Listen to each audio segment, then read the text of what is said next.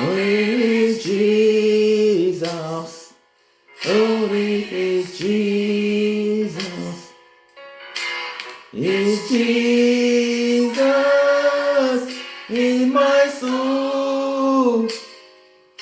For I have touched the hem of his garment, and his blood hath made me whole.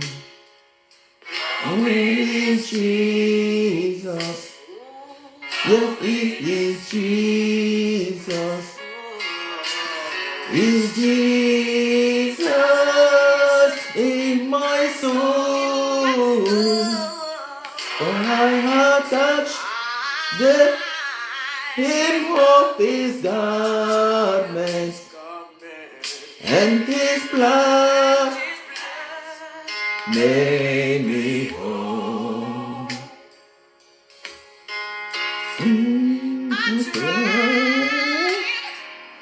Oh, I do. Still nothing. Give me any go. Jesus wasn't passing by, and I decided to try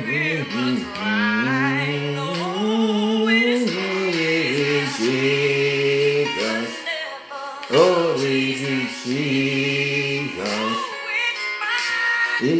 Jesus in my soul.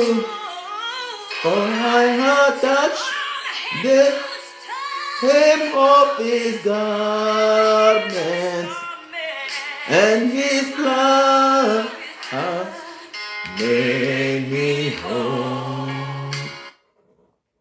And I touched his garments, and he made me whole. He made me whole. Et bien, dans le Seigneur, peuple de Dieu, c'est par cette belle chanson que nous souhaitons la cordiale bienvenue dans cette séance aujourd'hui. Parce que par cette chanson, nous marchons dans le sang de Jésus. Nous marchons dans le sang de la nouvelle alliance.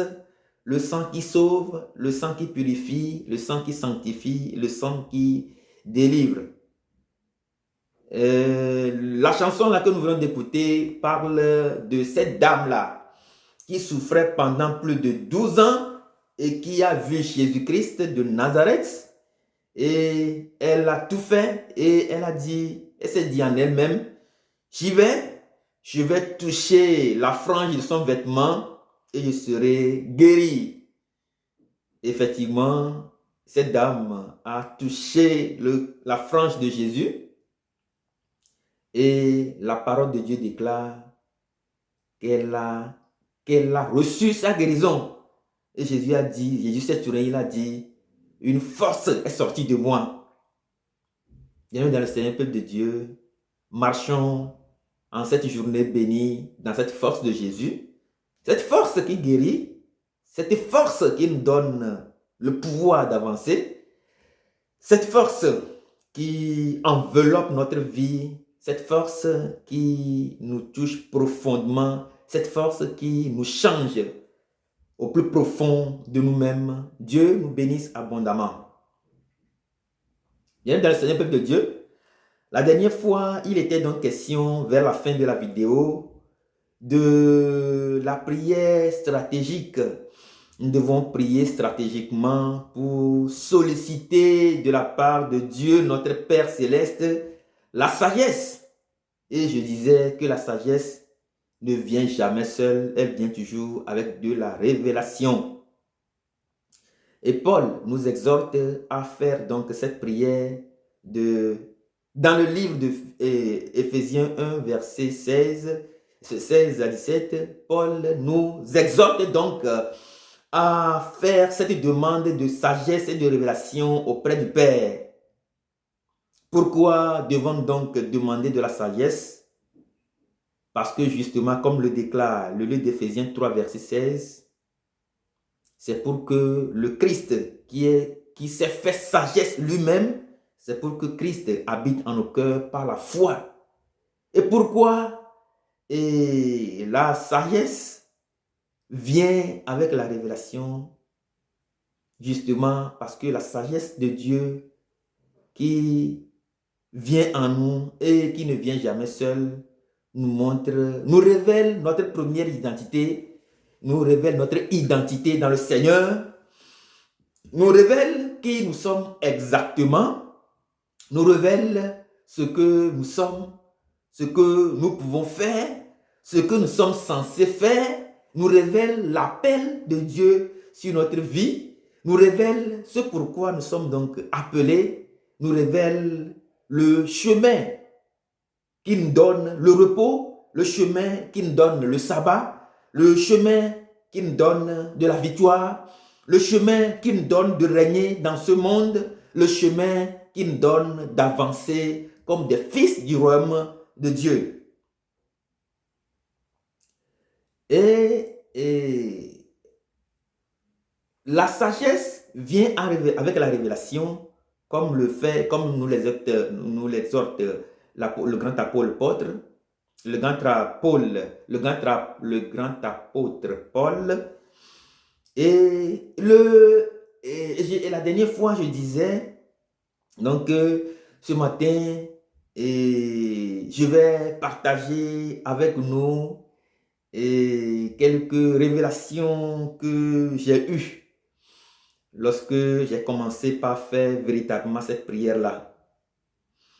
C'est vrai, et c'est une prière qu'il faut faire stratégiquement. C'est une prière qu'il faut faire tous les jours.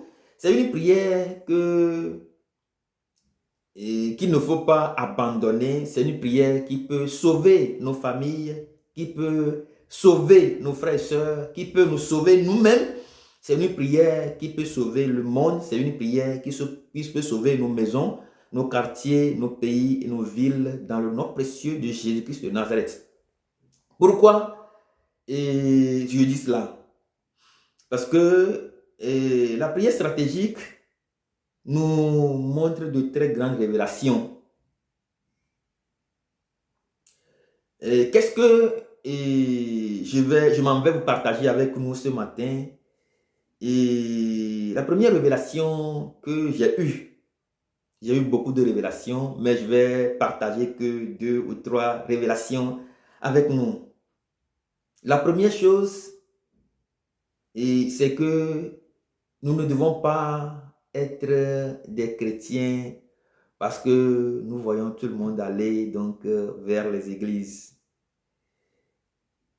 Et je veux dire que lorsque nous avons la révélation qui accompagne la sagesse de Dieu, nous reconnaissons que il y a 2 types d'alliances dans la parole de Dieu. Ce n'est pas moi qui le dis, c'est la parole de Dieu qui le dit.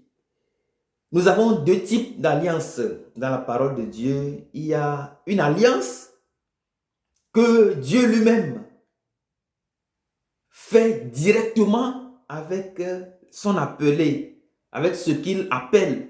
Il y a Jérémie qui nous dit que lorsque nous étions encore dans le ventre de nos mamans, lorsque nous étions encore sans dans le ventre de nos mamans, le Seigneur notre Dieu nous connaît et il nous a déjà appelés par nos noms. Voilà. Et donc, le Dieu qui nous appelle par nos noms, le Dieu qui, comme le déclare Zacharie, le livre de Zacharie 10, verset 1, qui a formé l'esprit de l'homme au-dedans de lui, le Dieu qui a encore déclaré dans Zacharie 10, verset 12, que j'enverrai mon esprit de grâce et de supplication sur les habitants de Jérusalem et sur la maison de David. La Bible dit que ce Dieu-là nous connaît. Donc, le Dieu-là que nous adorons tous, il y a en Dieu, nous avons donc 2 types d'alliances. La première alliance, Dieu même, dans sa grande souveraineté, décide de faire des alliances avec un certain nombre de personnes sur la terre. Dieu, il ne voit pas la beauté de la personne, l'intelligence de la personne ou la capacité de la personne, non. Dieu décide de faire cette alliance, une alliance directe avec ses appelés comme il veut, comment il veut, n'importe où il veut. Et nous, si nous prenons par exemple le cas d'Abraham, dans Genèse 17, versets 1 à 8, nous voyons comment Dieu a appelé Abraham, nous voyons quelle alliance Dieu a faite donc avec Abraham. Et nous voyons comment aussi Dieu a fait l'alliance avec Jacob. Toujours dans le livre de Genèse 32, verset 28. Nous voyons donc l'alliance que Dieu a fait avec Jacob. Nous voyons comment Dieu l'a appelé. Nous voyons et comment également Dieu, dans le livre des Actes des Apôtres, comment Dieu a appelé Paul, le grand apôtre Paul. Et dans l'évangile, nous voyons également comment Dieu a appelé, comment Dieu notre Père a appelé Pierre. Et ce qu'il lui a dit par après. Voilà. Et donc, dans ce premier appel que Dieu nous fait, dans ce premier type d'alliance que je veux bien citer ici, il s'agit donc d'une alliance au cours de laquelle Dieu lui-même change ou bien nous donne un nouveau nom, comme le déclare Apocalypse 2, verset 17. Dieu nous donne donc une nouvelle manne. Il nous donne un caillou blanc et sur ce caillou blanc est inscrit notre nouveau nom. Et seulement celui qui a reçu ce nom-là le connaît bien son nom. Bien-aimés dans le Seigneur, peuple de Dieu, ce que je partage avec nous ce matin, c'est une parole très importante. Parce que si vous n'êtes pas appelé, si vous n'avez pas une alliance directe avec le Seigneur, si le Seigneur n'a pas conclu avec vous une alliance directement, avec des signes et des gestes ou des révélations, Dieu peut être en train de conclure une alliance, soit avec quelqu'un dans la famille, soit avec notre propre enfant, ou soit avec notre proche. Nous devons faire extrêmement attention. Car la sagesse que Dieu nous a donnée nous révèle également ce genre de personnes que Dieu lui-même a choisi. Ce genre de personnes avec qui Dieu lui-même a conclu des alliances. Et notre rôle dans la vie de ce genre de personnes, c'est donc de les accompagner, c'est donc de les aider, c'est donc de les nourrir, c'est donc de les conduire, c'est donc de les défendre, c'est donc de les garder sains et saufs, c'est donc de les protéger. Voilà donc le premier rôle que nous avons à jouer dans la vie de ce genre de personnes, parce que ce genre de personnes, comme Jacob, peut sauver toute une ville, peut sauver tout un pays, peut sauver tout un continent. Et donc, nous avons un grand rôle à jouer. Nous avons un rôle déterminant à jouer dans leur vie. Et comme nous ne connaissons pas ceux avec qui Dieu fait des alliances directement, nous devons donc avoir du respect. La sagesse de Dieu, c'est aussi avoir le respect les uns pour les autres. La sagesse de Dieu, c'est aussi d'avoir un bon regard sur l'autre. C'est aussi de vivre en toute honnêteté avec notre prochain. Et la deuxième alliance que Dieu signe avec les hommes, c'est donc,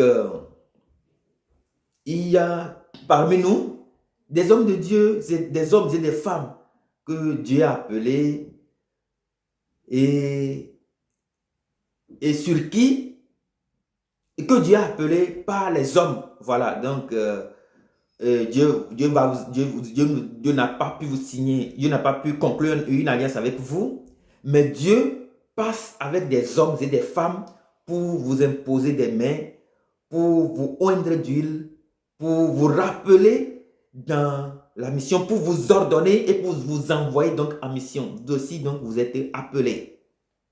Ce que je veux dire ici ce matin, c'est que quoi qu'on soit, quoi qu'on conclue directement une alliance avec le Seigneur, ou quoi que nous sommes appelés, nous avons imposé les mains aux uns et aux autres pour pouvoir se charger également de la mission de Dieu, nous devons faire extrêmement attention.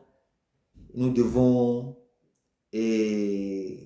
prendre en considération ce genre de personnes, car c'est eux qui sauvent le monde.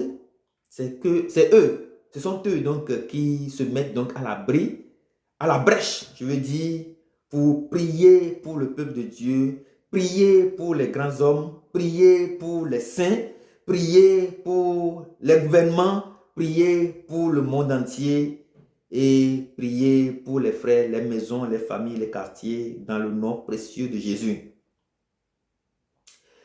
Si nous rejetons, au cas où nous rejetons ce genre de personnes, et souvent, le signe que ce genre de personnes, ce sont donc des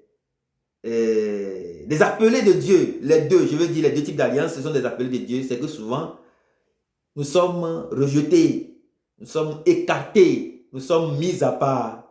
Et le Seigneur Jésus a dit que la pierre qu'ont rejeté donc les bâtisseurs est devenue donc la pierre de l'angle.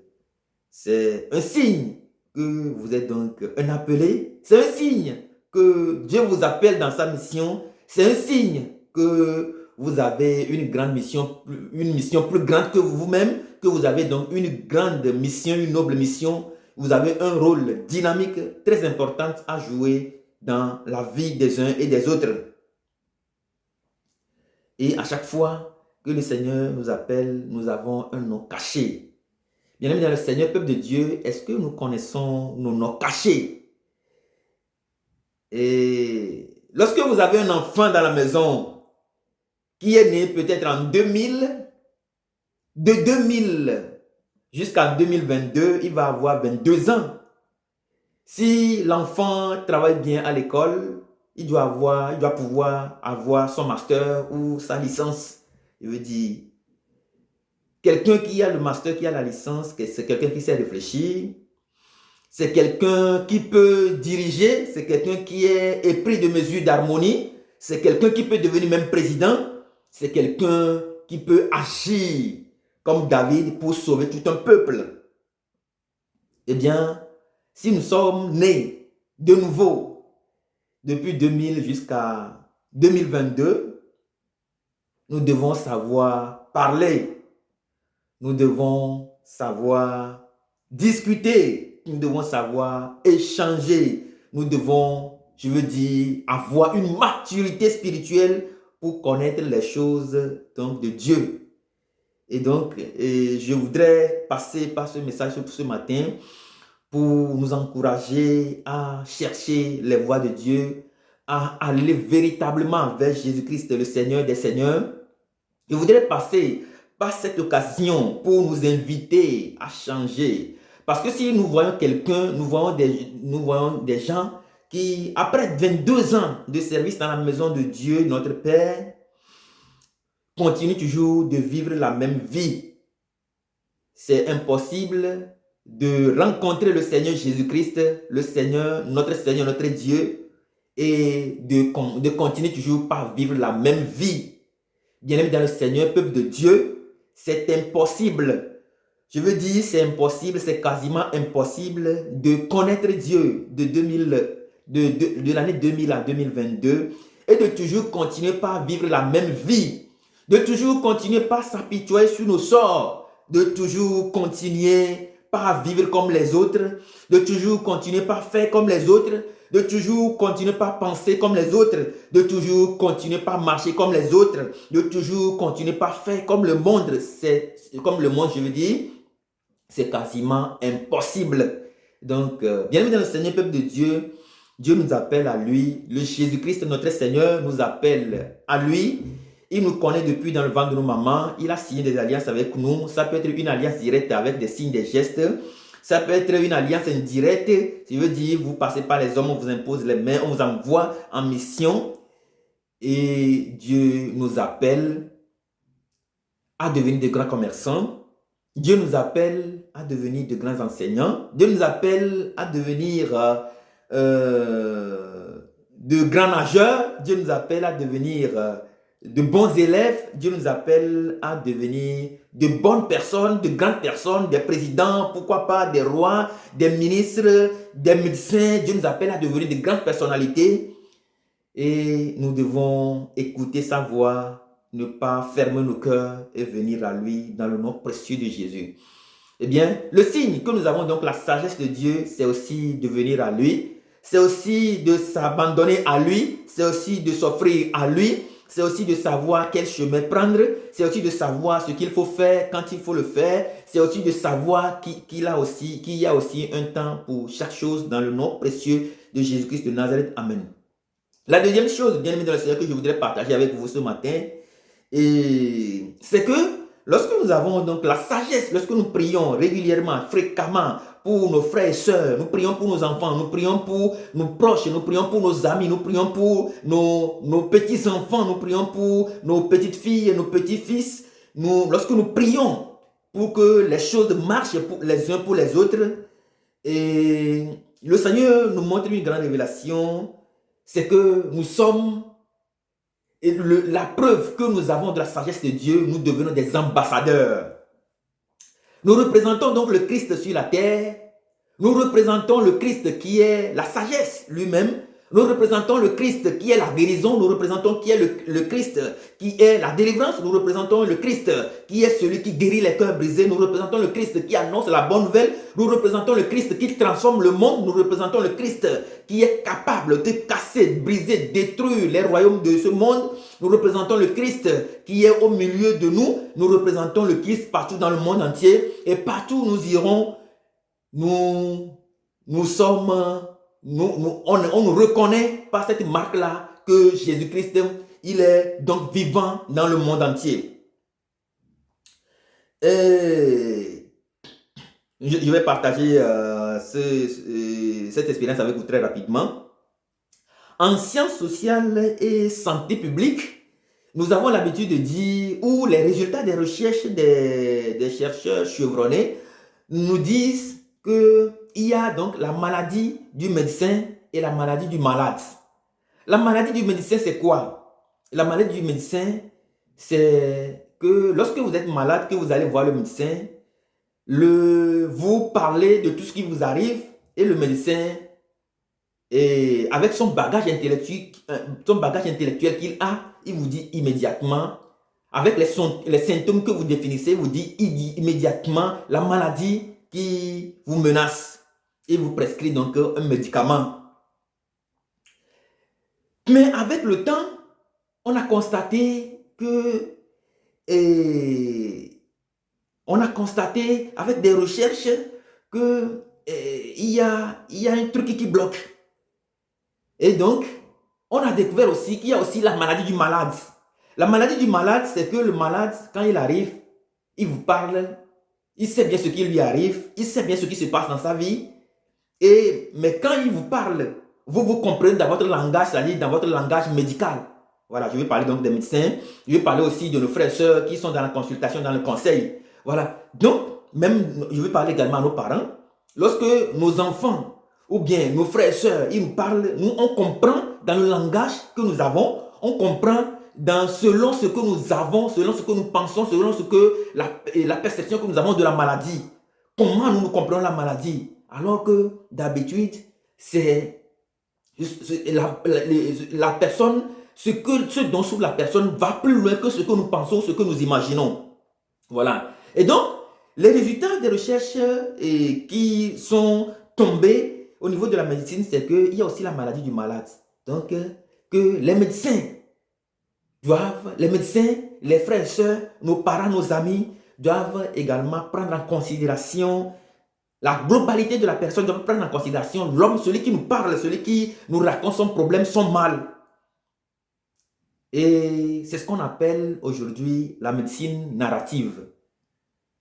C'est une nouvelle filière qui est sortie et que les Américains ont expérimenté surtout avec l'université de Columbia à New York. Donc, ils ont vu qu'il y a la maladie du malade et aussi il y a la maladie du médecin. Et donc, comme il y a aussi la maladie du malade, le médecin doit véritablement discuter, échanger, creuser avec le patient, comme nous aussi nous devons creuser avec nos frères et sœurs qui nous racontent leur histoire, leur récit de vie, pour voir ce dont ils souffrent concrètement.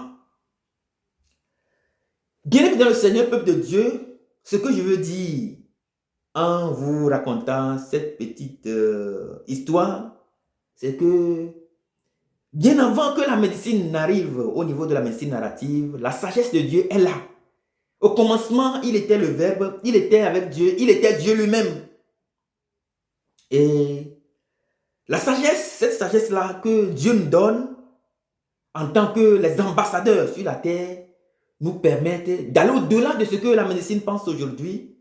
Et quand les uns et les autres nous parlent, la sagesse de Dieu nous révèle donc ce que la personne souffre, ce dont la personne souffre, ce que vit la personne véritablement. Et c'est la sagesse de Dieu qui nous aide donc à prier, à crier vers Dieu, à nous tourner réellement vers Dieu pour obtenir de la guérison. Bien-aimés dans le Seigneur, peuple de Dieu, nous sommes tous les ambassadeurs du Christ et nous pouvons donner de la guérison à nos frères malades comme le fait donc la médecine. Mais nous allons au-delà de ce que le fait la médecine parce que nous comprenons ce que nos frères et sœurs nous disent. Nous comprenons ceux qui viennent vers nous avec la sagesse de Dieu qui nous donne la révélation. Nous avons une révélation au-delà de ce qu'ils nous disent, au-delà de ce qu'ils nous racontent et nous sommes capables de leur venir en aide. Raison pour laquelle, bien aimés dans le Seigneur, nous ne devons pas donc blaguer avec Dieu, nous ne devons pas blaguer avec l'Esprit de Dieu, nous ne devons donc pas blaguer avec l'appel de Dieu sur notre vie, nous ne devons donc pas blaguer avec la chrétienté, nous devons prendre les choses au sérieux parce qu'en ratant notre vie, en refusant de venir à Dieu, c'est la vie de l'homme que nous mettons en jeu, c'est la vie de l'homme que nous mettons en danger, c'est la vie de nos frères que nous mettons en danger parce que nous sommes des ambassadeurs. Parce que nous avons de la sagesse qui nous révèle de grandes choses. Si nous manquons cet appel, nous manquons cette vie de Dieu, cette sagesse, cette vie de Dieu, cette vie de Dieu qui nous révèle de grandes choses pour sauver nos frères, pour guérir nos frères de toutes leurs maladies, pour sauver nos frères et sœurs de toutes les situations de leur vie. Si nous arrivons à rater cet appel-là, si nous refusons d'aller vers Dieu, si nous refusons de partager cette sagesse-là qui est en Dieu, eh bien, nous mettons la vie de nos frères en danger, nous mettons la vie de nos enfants en danger, nous mettons la vie de nos petits-enfants en danger, nous mettons la vie du monde entier en danger, car nous sommes des ambassadeurs pour proclamer la venue du royaume des cieux. Nous sommes des ambassadeurs pour faire grandir le royaume de Dieu, pour faire grandir le peuple de Dieu. Et donc, nous ne devons en aucun cas nous donner des excuses. Dieu nous appelle tous ce matin, bien-aimés dans le Seigneur. Dieu nous appelle à prier stratégiquement, à demander de la sagesse, de la révélation. Dieu nous appelle par un nouveau nom et il nous faut connaître ce nom. Dieu nous appelle, que ce soit avec une alliance, que ce soit une alliance directe ou une alliance indirecte. Eh bien, Dieu nous appelle tous à prendre sa vie au sérieux, à prendre son appel au sérieux et à sauver nos frères et sœurs, car en ratant cet appel-là, c'est notre vie qui est en danger. C'est la vie des uns des autres que nous mettons en danger. C'est la vie du prochain que nous mettons en danger. C'est la vie de nos enfants que nous mettons en danger. Bien dans le Seigneur, peuple de Dieu, le Christ nous appelle. Quoi que tu fasses, où que tu sois, Dieu nous appelle tous dans le nom précieux de Jésus. Bon dimanche à vous. Que Dieu vous bénisse abondamment dans le nom précieux de Jésus. Amen.